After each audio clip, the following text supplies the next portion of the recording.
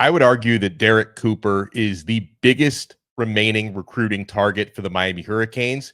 He's just postponed his announcement date. Here's what that means.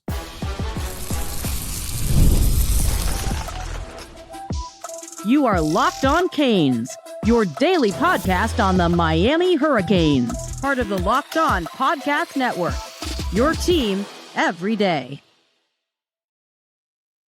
I am Alex Donno, University of Miami alumnus, co-host of Locked On ACC and post-game host on the Miami Hurricanes radio network. And thank you so much to the everydayers for making Locked On Canes your first listen and your first watch. We're available free wherever you get your podcasts. We're free on YouTube. We're part of the Locked On Podcast Network, your team every day. Today's episode is brought to you by FanDuel. Right now, new customers can get $150 in bonus bets when your first $5 bet wins. On this loaded Locked On Canes, yes, it is a Truth Teller Tuesday. Bruce Warner's going to be joining us a little bit later.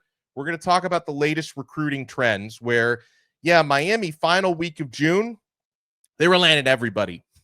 Last few days, we've seen some players trending elsewhere. We'll get to that. We'll talk about Miami recruits and verbal commits who have been shining in recent weeks in all of these offseason camps. It's been a busy couple of weeks going on, but let's talk about Miami recruiting target Derek Cooper, 4-star or 5-star, depending on where you look. Running back, athlete out of Chaminade, Madonna, fantastic player, really important high school to Miami recruiting. So he had a July 12th commitment date locked in, with a lot of folks thinking it could be Miami versus Georgia, keeping in mind Ohio State, Texas are trying to get into the mix. Derek Cooper announced yesterday that we don't have a new date yet, but he will not be announcing a verbal commitment on July 12th anymore. Reports indicating he needs more time to make up his mind. Brian Smith, who joins us, host of The Portal, if I am to believe in recent weeks or recent months that Derek Cooper has been a Miami lean, I can't feel too great about him postponing the announcement, can I? It's interesting because I was with him at Rivals 5-star a week ago, and we all were talking about him, and he was walking over, and I said, when are you announcing? He said July 12th, and he was talking to some people. Like, it was pretty obvious Miami, in my opinion, from talking to other people, being around Derek, I thought Miami was the team, and he told me July 12th that it was no big deal, and that was the end of the conversation. But then you brought that up. I don't know what's going on. I haven't spoken to him since, so something has happened.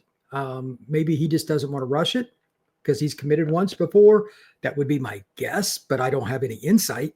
But I thought that Miami was the team to beat, and maybe they still are, and he just wants to make sure. But this is the nature of 5-star recruiting.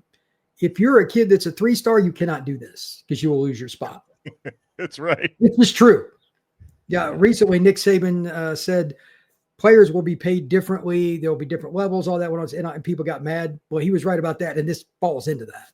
If you're better, you get special rules. It's just true. And by the way, Derek was awesome at Rivals 5-star. So I don't think there's anything Miami or anybody can do about it. Either you recruit him or you don't. So the kid is in 100% control of when it happens because he's a 5-star. Yeah, and needing more time to decide. I think that's what this is. Yeah, that was what was reported by Stephen Wagner at Kane Sport, that Derek and his family want a little more time to decide. But being real here on that, Brian, obviously, being a Miami guy, thinking he was a Miami lean, I don't feel like it's great news that he's postponing. But at the same time, his recruitment was going to go till National Signing Day anyway. No matter who gets the verbal pledge, whether it's in July or later, other teams are not going to stop recruiting him. So with this one, it's about who gets that signature in December, not who gets the verbal in summer. That is very well said. I have said forever, South Florida kids are not really committed anywhere because they're South Florida kids. It's just true. Yeah. It's the most difficult area to project where kids are going to go in the country. And when you're a 5-star, it's not like him or Calvin or somebody like that. We don't know what's going to happen with those recruitments. Well, I'll talk about him here in a minute too, but it's very difficult to project because they have everybody recruiting them. No area gets recruited heavier than South Florida.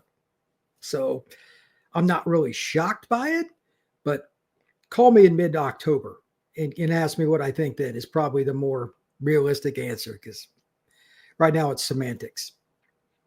All right, now you mentioned Calvin. You're talking about five-star receiver Calvin Russell. Uh, I don't know what to make of his recruitment. And you've said this to me before, Brian, but another example of that was in a recent interview. Calvin Russell managed he mentioned, I should say, a top three that includes Michigan, Florida State, and Oregon. No mention of hometown Miami, not even any mention of LSU, which actually I wasn't as shocked that he didn't mention Miami as I was shocked that he didn't mention LSU, because for the past 5 weeks, that's all anybody's talked about with Calvin Russell. Like, do you think that his comments about his alleged top three, and I'm not saying that those schools he mentioned aren't in it for him, Michigan, I have heard some buzz there, Florida State, Oregon, but like, do you think by not even mentioning LSU or Miami, is he trolling a little bit, or do you think those schools are out? I would say that he's a kid that's having some fun with it, but I'd heard the same thing. Syracuse, Miami, LSU were the three I was told. Yeah. And then I was given that list that you just started with: Oregon, Michigan, and Florida State. And I'm like, Michigan was kind of on the peripheral, but Oregon and Florida State, like, there's been no buzz for him at Florida State. And I cover Florida State. And then, like, I got a phone call about it. And I'm like, really? So I'm a little bit just like hands off on this one. There could be smoke with it, but he's a kid that does not do well with staying consistent with his list. Yeah. If there is any player in the country that doesn't need to commit before signing day, it's Calvin. Because that's got multiple commitments written all over it. So I know he's got a date coming up. I believe it's this week, like it's his birthday or what? July 5th. I have zero interest in where he commits on July 5th. I don't care if he commits to Alex Donno University. It does not matter. He's going to be a signing day kid. And on with these two players we've talked about, those are, probably the two biggest remaining or highest ranked remaining South Florida targets for Miami. I feel a lot better still about Derek Cooper than I would about Calvin Russell, but they play different positions, of course. Cooper primarily a running back, Russell a wide receiver. But who do you think Miami needs more? Like, who do you think would be the bigger needle mover if they could get one of them? Oh, that's a great question. Miami's had more need at receiver, so you could go Calvin, but I don't think he's as ready technically to play. Like, Derek is plug and play. Like, he would, I don't know if he'd start at Miami, but he would start at probably 70% of the schools in the P4 as a freshman. Miami's probably not one. They obviously got a lot of good running backs, but I just think he's the better player. I'd go Derek because you can still rotate and running back gets beat to bejesus anyway. So I would say him. I mean, that's a different position, man. You take a lot of punishment. And Derek, I think he weighed the other day, like 207, 208, and he looks great. He ran well. He's elite in running routes. Like, you could play Derek at wide receiver. I mean, you could legitimately play. He's got great hands, and he's been coached well. He's at Shaman. Like, he loves it. Like, at 5-star, he wanted to do all this stuff. He didn't care about the reps and who he was going against. He is off a computer screen for what you want in terms of personality, athleticism, and competitiveness, all put together. Nice kid, just kind of goes about his business, not rah-rah, just does his job. That's a kid to me that I think he's going to play no matter where he goes. I'd go Derek. Joined here by the recruiting overlord, Brian Smith. And when we come back, someone who's been raising his stock, and you love to see this because he's been a Miami commit for a long time, Dereon Coleman continues to rise up the ranks, had a good performance at the OT7 finals. Brian's been out to other camps and events. We're going to get his take on how Miami prospects and verbal commits have been doing. You want to keep it locked right here. We still have the truth teller coming up in a little bit, by the way, on this brand new episode of Locked On Canes. Folks, FanDuel gets us through these long, fun summers, whether you're wagering on the Club World Cup, Major League Baseball. There's always something going on, even in the dog days of summer. And yeah, these summer sports are in full swing. Folks, whether you're into baseball under the lights, golf on the green, or high-stakes soccer action, FanDuel is the best way to make every game more exciting. You're already following the action. Why not make it a little more thrilling? With FanDuel, you can get in on the game while your friends are getting sunburned at the beach. I've been using FanDuel to track my favorite matchups, and the app keeps it fresh, I should say, with new daily promotions and fun ways to bet. It's easy to use, fast to pay out, and it makes even regular season games feel like must-watch events. Whether I'm placing a same-game parlay or watching a bet ride into the ninth inning, FanDuel makes it feel like I'm part of the action. Guys, if you're new to FanDuel, new customers can bet just $5 and get $150 in bonus bets if your first bet wins. Open the FanDuel app today or visit FanDuel.com to get started. Thank you so much to the everydayers for making Locked On Canes your first listen and your first watch. Our first guest today is, of course, the host of the Awesome Portal podcast, who keeps you up to date on all things recruiting, NIL, transfer portal. Brian Smith hosts that show, and he's nice enough to join us today. You know, Brian, usually when I'm off, either out of town or out of the country, in this case, I'm still in Italy. Miami usually lands all the recruits, but they missed on Jason Lopez last week. Big defensive tackle James Johnson chose Georgia over Miami. I know you covered Jason Lopez to Florida State because you also host Locked On Seminoles. I'm feeling like it's time for me to come home because the run is over. So in about 10 days, I will be returning triumphantly to the United States of America. But someone who has maintained his Miami commitment and shut it down a long time ago is Orlando Jones High School quarterback Dereon Coleman. He's been rising up the rankings this summer. Brian just had a good performance at OT7. See if I can share this here. You see he's wearing the Cam Ward jersey. Nice to see Dereon Coleman repping Cam Ward. What is it, Brian, about Dereon Coleman in terms of what he flashes on the field that's allowed him to raise his stock? Like, what is it about Coleman that's really impressing the scouts and the onlookers? It's the same thing that those of us that have lived and scouted in Florida have known for a couple of years. He processes better than just about anybody, and his quick arm action to get the ball out is very unique. He was unbelievable at OT7. I saw some of the highlights, and I'm sure you have too. I wasn't down there. I was at Future 50. We'll talk about that in a sec. But he just puts the ball where it's supposed to go. He makes NFL throws. And everybody, once you see it, it's different. You have to see him live. Film does not do it justice. His arm action is insane. So he's a guy that I enjoy covering. He's one of my favorite players in this class. I get it that he's a $170 or whatever. He's a small guy. But nobody throws it like him.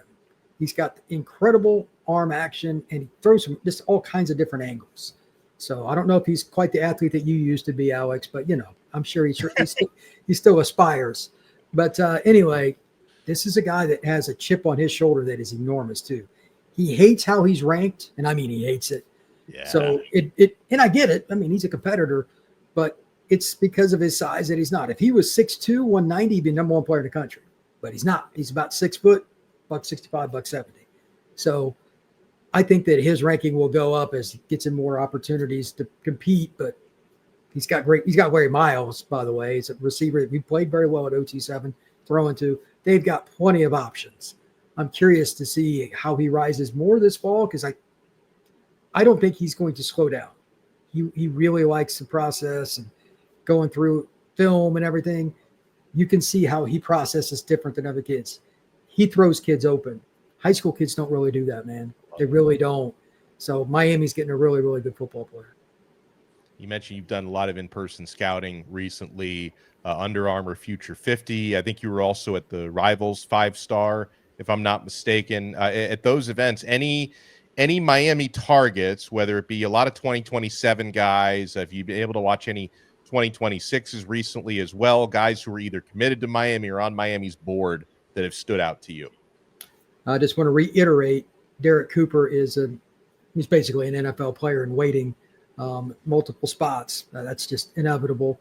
As far as Future 50 goes, there are 3 kids. This is not going to shock anybody who lives in South Florida. They had 3 kids from STA, St. Thomas Aquinas. All 3 are involved with Miami. Julius Jones Jr., his dad played Notre Dame, played in the NFL a long time. Mark Matthews, arguably the best offensive tackle in the class of 27. And they also had Zayden Gamble, one of the best DBs. Miami's involved with all 3. Gators, Canes right now for Gamble. He made it clear those were the top 2. That's long. history of those two schools recruiting against each other, obviously. All three really good kids. And they've all been to Miami. Julius told me that he's going to go to like the Miami Notre Dame game. I mean, his dad played Notre Dame. I get it. But Miami's all over him. They've got a great relationship with him, maybe the best. He lives, I think he said 30 minutes from Hard Rock, so pretty convenient. He's a Fort Lauderdale kid. So that first game, you're going to see a lot of 26 kids for Miami. You're going to see a lot of 27 kids too. Miami's done a really good job on the back end of getting kids because they start relationships so early on the front end. That's how you win in recruiting, man. Mario and his staff are really, really good at it, and they deserve credit. You deserve credit. You do a great job. Brian Smith, host of The Portal on the Locked On Podcast Network. Make sure you check it out. National college sports show. He covers NIL, recruiting. I mean, some of the material he just dropped with us, you multiply that by 1,000. That's what you get on The Portal podcast. He also hosts Locked On Seminoles. Brian, thank you so much for the time. We'll talk to you again soon. Appreciate it, sir. We go from the recruiting overlord to the truth teller here on a Truth Teller Tuesday. Bruce Warner is with us, and this is the only Miami hat I brought to Italy with me. So we've been matching every single Tuesday since I've been out here. We've been matching. But I want to ask you, Bruce, because you saw the news yesterday on Monday, Derek Cooper, who was set to announce July 12th, which is coming up in a couple weeks. Which that was a surprise, Alex. We never even knew he was going to make that announcement, July 12th. And as you're saying, it's postponed, right? But do you look at this like because I know the way a lot of people are viewing it from a Miami point of view is we considered him to be a Miami lean. He's going to be announcing in about 11 days. He needs more time now. He's pushing it back. Like a lot of people would say that can't be good for Miami. Now, I would remind those people, Bruce, that Jackson Cantwell also postponed his announcement, and that did end up going Miami's way. Right. So I don't necessarily think this is bad news. I think this might end up just being neutral at the end of the day for us. Well, yeah, there's only two ways to look at it, positive or negative. So on the positive spin, look, maybe he's checking out other schools, some schools coming in late. He wants to check them all out. He probably was leaning Miami, and he still may be going to Miami. On the flip side of it, if you really wanted Miami, why postpone it? Just pick Miami on the 12th, and you're done with it. So I don't know. His mom says it's about making sure of his decision. There's nothing we can do with these kids. It is what it is. If we get him, great. If it's July 15th, great. The longer he puts it off, the more he's got on his brain. So, yeah, and it looks like we're trending downwards for a lot of these kids that we're going to talk about. So go ahead, throw the rest of the names out there. All right, let me throw some other names out. So, and again, this is another one. I'm not saying Miami won't get him, but I think things are getting tighter for Brett Collegier. I think Georgia is very much alive there. I think Georgia woke up after Miami beat them for some big time players like Jackson Cantwell. I think UGA, they got James Johnson. They're trying to get Collegier. Nolan Wilson, another top defensive tackle, seems to be trending to Bama right now. Miami recently missed out on James Johnson, so that would hurt even more. We got to talk about Calvin Russell as well, Bruce, because he publicly put out a top 3 that did not include Miami, which I guess shouldn't surprise anyone because he seems to want to play anywhere but Miami. Right. That's what he put LSU, Michigan, and then in C was anybody else but Miami. That's what he put. Even LSU wasn't in there, which was surprising. So I don't know if I could take Calvin Russell seriously because he said his top 3, he said, is Michigan, which I do believe because there's been some Michigan buzz. Right. But then he also threw out Florida State and Oregon. And I just talked to Brian Smith, who covers Florida State, and he said like he hadn't really heard any buzz for Russell. He did just recently visit Florida State, but he was surprised that Russell put Florida State in the top 3. Everyone's surprised he didn't put LSU in the top 3 because for the past 5 weeks, that's where we've thought he's going. I don't know how much of this is really true. If he's really looking at Florida State, who's their quarterback? Who's the quarterback of the future? Is the coach going to be there? Is the staff that they just added going to be there? I find that really hard to believe. I really do. Michigan, I mean, that's kind of cold up there, isn't it? Does he really want to go up there to play? He seems like an athlete that wants to stay in warm weather, but I don't know from this kid. I don't know anything about him. Yeah. All I have heard a little bit is he's not as great as everybody's making him out to be. The kid they got from Tennessee, they like him a lot. Right. Tyron Evans. I like the California kid. That kid is really good, but Stafford. he's right. Yeah. And we still have Josh Moore. So if we don't get Keys and if we don't get Russell, I could live with this kid. Is a true freshman, Josh Moore, and he's big and he's strong. I don't know, is he fast? I don't know, but he's a long strider. He's got one hell of a wingspan with the catch radius being. We've seen those one-handed catches. I'm curious about him. So if we don't get some of these recruits, it's not the end of the world. Not for me. The end of the world for me would be lose to Notre Dame. I don't want to lose to these guys. That is becoming more and more and more important as we get closer to fall practice. That's just me. And we got to beat those guys, because if we lose to them, then we've lost 4 out of the last 5 games. And, there's going to be all kinds of noise about Mario with the recruiting and the portable, as my friend Mark Caesar says. It doesn't say portal. It calls it the portable. And I love it. And I'm not even going to change it. I don't care if he even watches it. He'll probably watch this, but I don't care. Anyway, got to beat Notre Dame. Yeah. Because we're going to win the next 2. And then we have the Gators, who are out for revenge. Yeah. So, not that I want to think that far ahead, but you have to.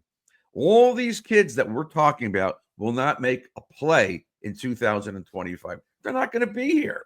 So I'm happy with what he's doing. It's still a top 10 class, maybe top 5, but it'll be nice to get Coolidge for sure, Cooper, and if we don't get Russell or Keys, I could live with it. I really can. We have enough young talent that we should be okay, and we could always go back to the portable next year to get another wide receiver. So we'll see. Well, on that note, I want to expand on this a little bit, because I am going to be, I think for early next week, I'm going to be on the Locked On College Football Show with Spencer McLaughlin, and he wants to ask me what it's going to take for Miami to land the number 1 class. And I'm feeling good about the guys Miami has committed. I'm not feeling good about a number 1 class, but right. We'll tell you what would have to happen for Miami to still have a chance at that. You want to keep it locked right here. We got the Truth Teller Bruce Warner with us on a Truth Teller Tuesday right here on this brand new Locked On Canes. Don't go anywhere.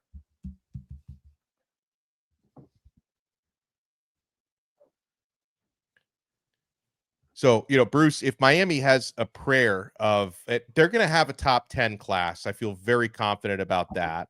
Missing out on James Johnson especially makes the top 5 more difficult.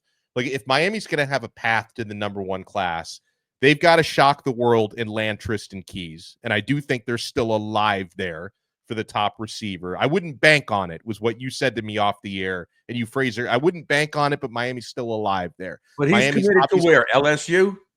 He's committed to LSU, but most people think he's going to decommit there and end up at an Adidas school. But in addition to Miami, there's also Tennessee, who he seems to really like, and he likes Faison Brandon, their quarterback of the future. And there's also Texas A&M. Those are the other Adidas schools, because he signed a big Adidas NIL deal. So a lot of people think he's going to flip to an Adidas school. Miami has a chance, but you can't bank on it.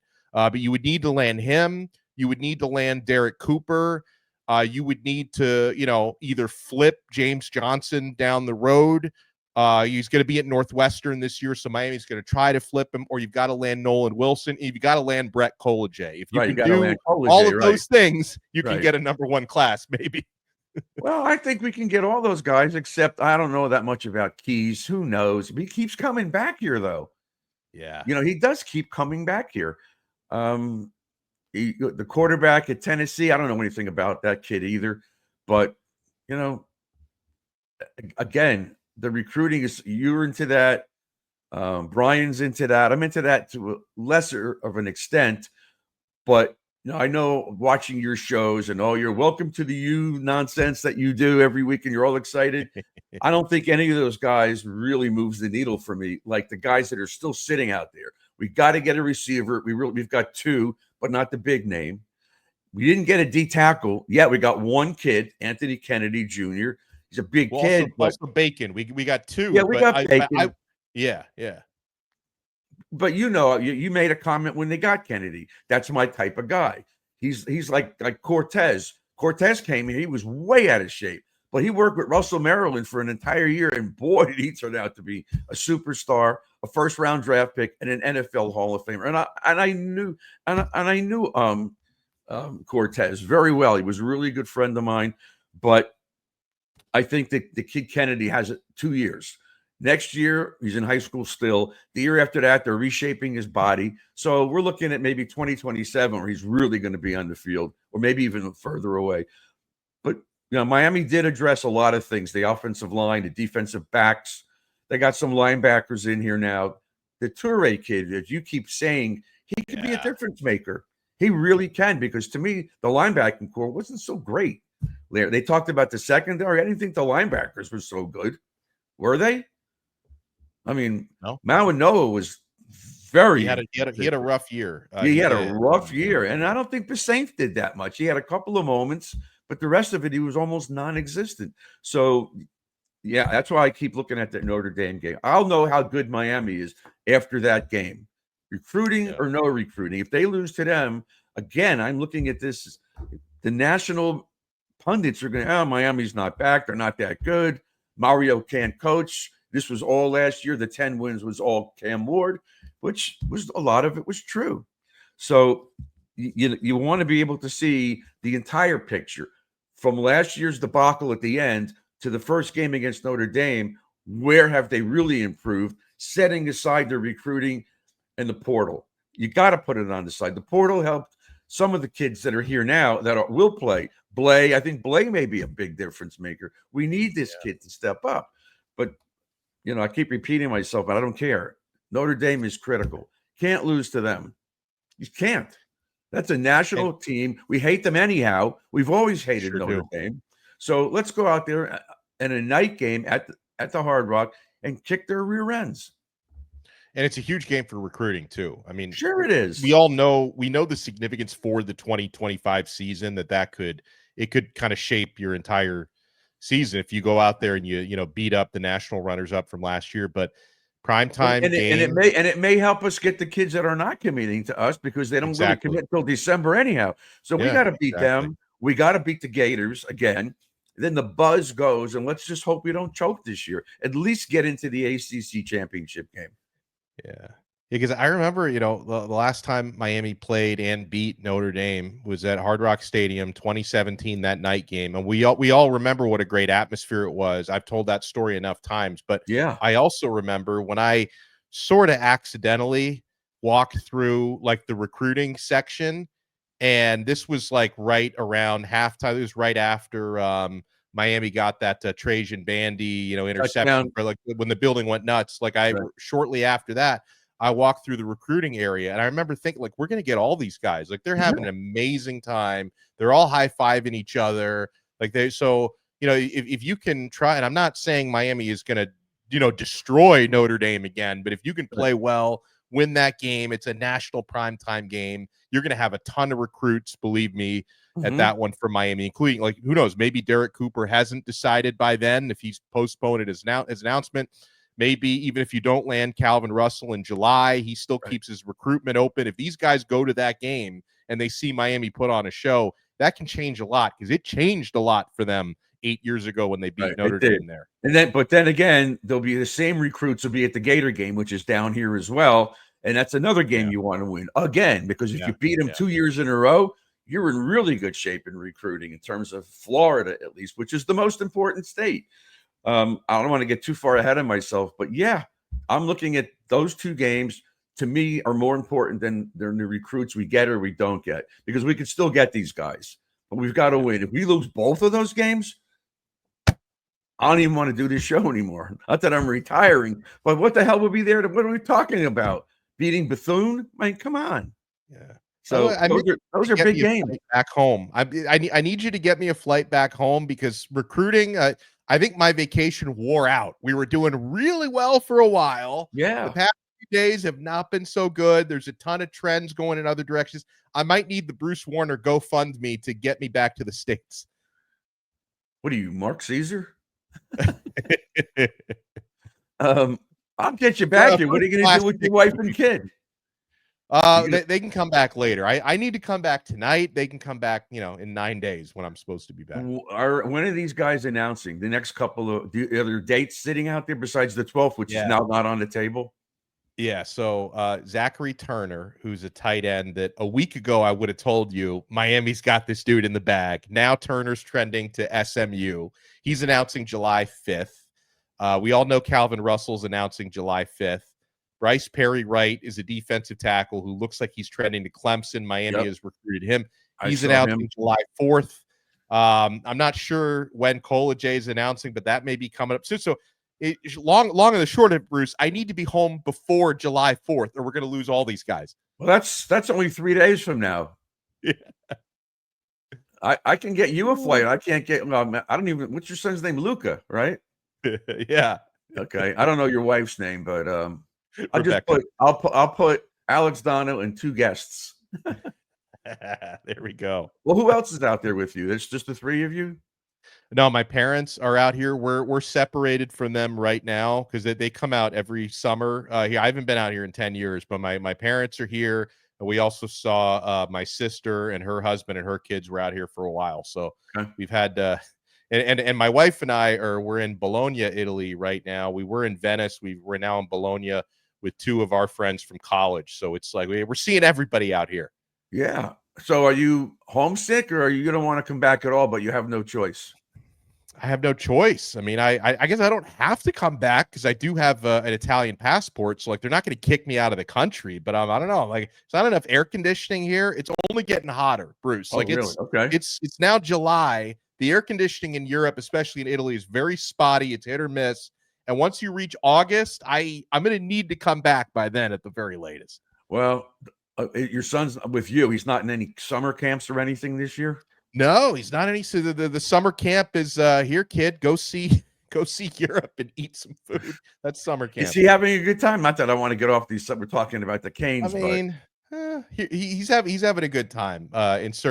He gets bored sometimes with all the walking and the sightseeing and the lack of air conditioning. But I could agree with that. I could agree. If I was your son, I'd say, "Daddy, let's get out of here." Yeah. In fact, I'll give him a call in a few minutes. All right. Well, sounds good. We appreciate your time as always. He is the truth teller.